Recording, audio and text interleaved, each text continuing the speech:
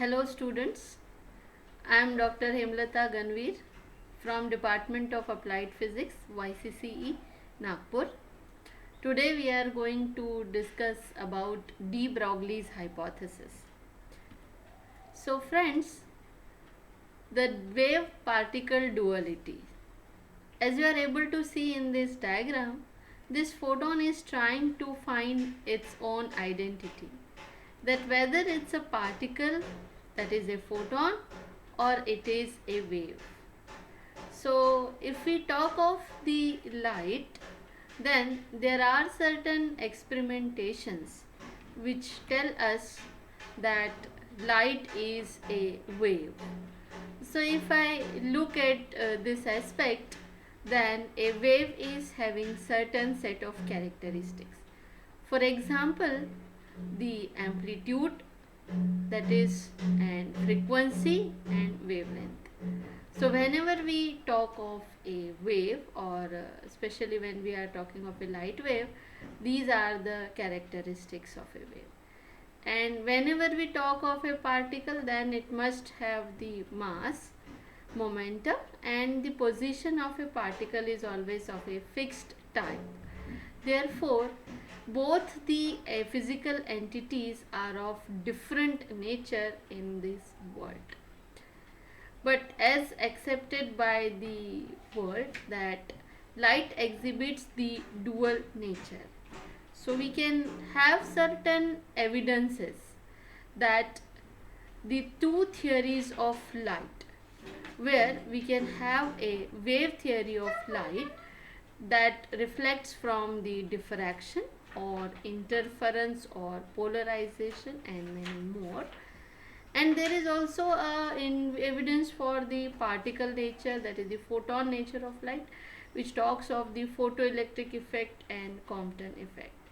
Therefore, these various phenomena point towards the different behavior of the light waves.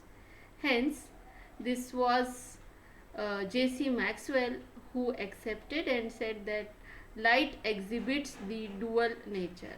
In certain cases, it behaves like a wave, and in the other, it behaves like a particle.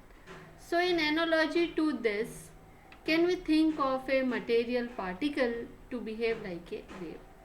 So, this idea was first put forward by Sir Louis de Broglie in the year 1924. He argued that nature exhibits great amount of symmetry. So if we look in the universe, there are two physical entities, the matter and the radiation. So if radiation is exhibiting the dual nature, why can't the material? So his argument was that if radiation is having dualism, that is basically a wave can exhibit particle nature under circumstances, then the entities which exhibit particle nature ordinarily should also exhibit the wave nature under the suitable conditions. So to support his thought, or to support his idea, he took the help of the light theory, and he said that according to Planck's theory, E is equal to h nu, but according to Einstein's theory, E is equal to pc.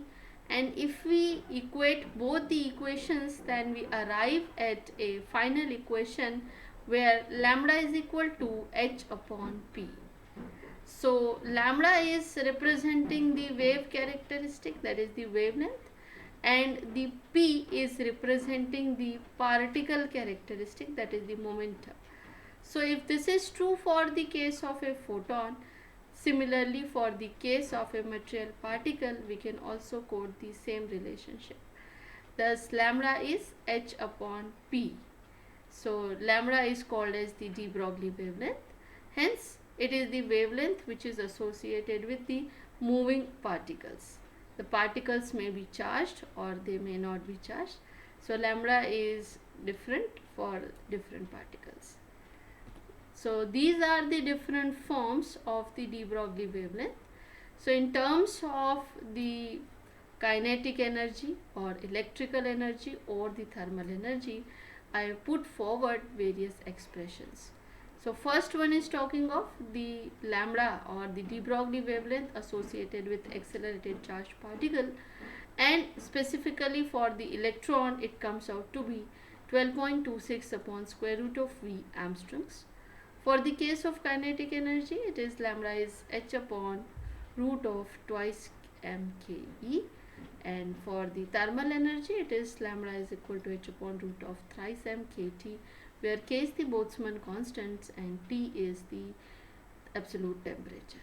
In all these expressions we have used the Planck's constants h and express the de Broglie wavelength in various forms. So thank you very much.